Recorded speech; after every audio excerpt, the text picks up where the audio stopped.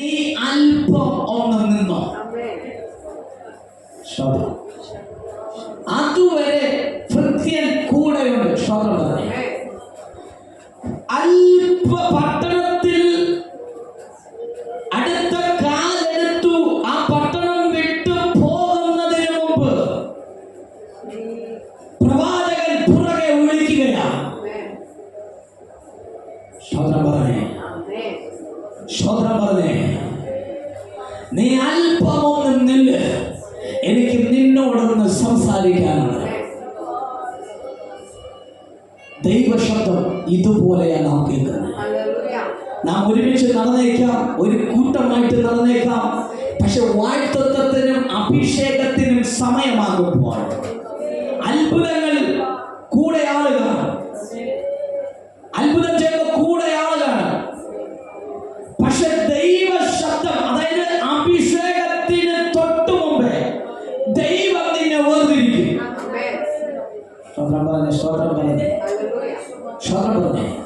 അഭിഷേകത്തിന് തൊട്ടു മുമ്പായിട്ട് ദൈവം നിന്നെ വേർതിരിക്കും. അവിടെ ചില ബാല്യക്കാരെ മാറ്റാനുണ്ടെങ്കിൽ ദൈവം അങ്ങോട്ടൊന്ന് മാറ്റി നിർത്തും. അത് നിന്റെ ഇടർച്ചയ്ക്ക് ഹേതുവാകരുത്. ചില ബാല്യക്കാരെ അല്പം ഒന്ന് മാറ്റും. ആ മാറ്റുന്നത് എന്തിനെന്ന് ചോദിച്ചാൽ അത് നിന്റെ വാഴ്ത്തത്വത്തിന്റെ സമയമായതുകൊണ്ടാണ്. ഒരു സ്തോത്രം പറഞ്ഞ് ദൈവത്തിന് ഒരു മഹത്വം കൊടുത്ത്. ഇന്നലകളിൽ നിന്റെ കൂടെ നടന്നവർ അല്ലെ ഈ ദിവസങ്ങളിൽ നിന്റെ കൂടെ ഇല്ല എന്ന് പറഞ്ഞ് നീ ഭാരപ്പെടരുത്, നീ വേദനിക്കപ്പെടരുത്. കാരണം വചനം പറയുന്നു ഇത് നിന്റെ വാഴ്ത്തത്വത്തിന്റെ ടൈമാണ്.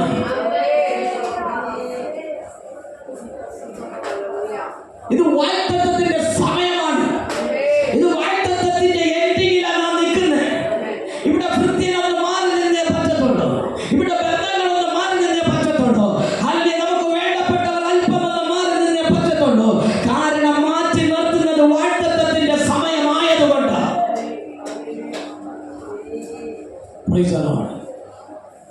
ഭൃത്യൻ മുമ്പേ കടന്നു ചെല്ലിട്ട് നീ ഒന്ന് നിന്നേ.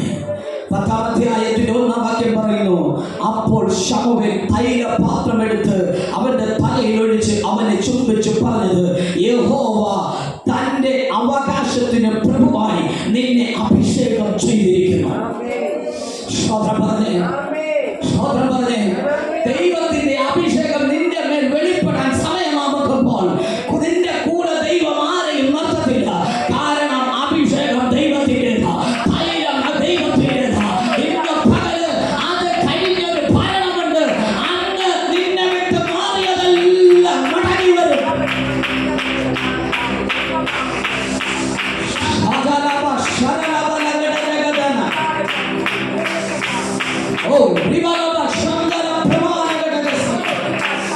ഇന്ന് പകൽ പറഞ്ഞേ, ഇന്ന് പകൽ പറഞ്ഞേ, പട്ടണത്തിനകത്ത് നാം ഒരുമിച്ചായിരുന്നു, ഭവനത്തിനകത്ത് നാം ഒരുമിച്ചായിരുന്നു, ഇന്നലെ കൂട്ടൊരുമിച്ചായിരുന്നു.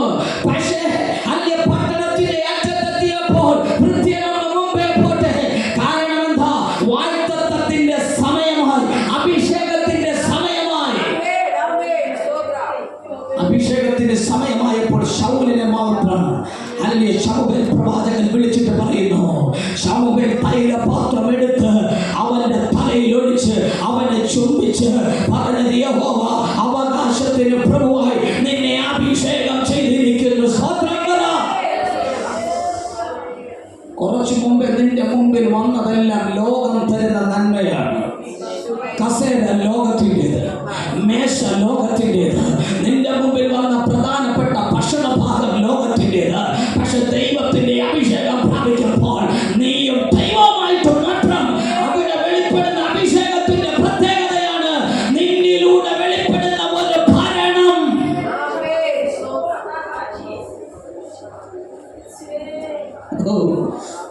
ഹല്ലേലൂയ,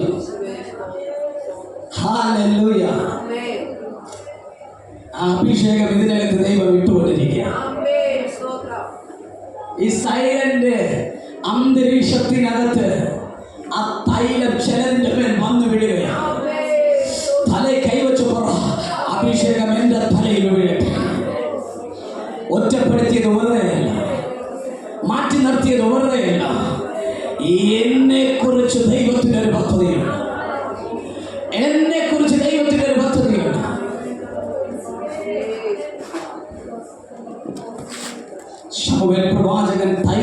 പാത്രമെടുത്ത് ശൗലിന്റെ തലയ്ക്കൊഴിച്ചു, അവനെ കെട്ടിപ്പിടിച്ച് ചുംബിച്ചു. എന്നിട്ട് ശമൂവേൽ പ്രവാചകൻ ശൗലിനോട് പറയുക, ഇസ്രായേലിന്റെ അവകാശത്തിന് പ്രഭുവായി ദൈവം നിന്നെ അഭിഷേകം ചെയ്തിരിക്കുന്നു. ആ കരമടിച്ച് കർത്താവിനെ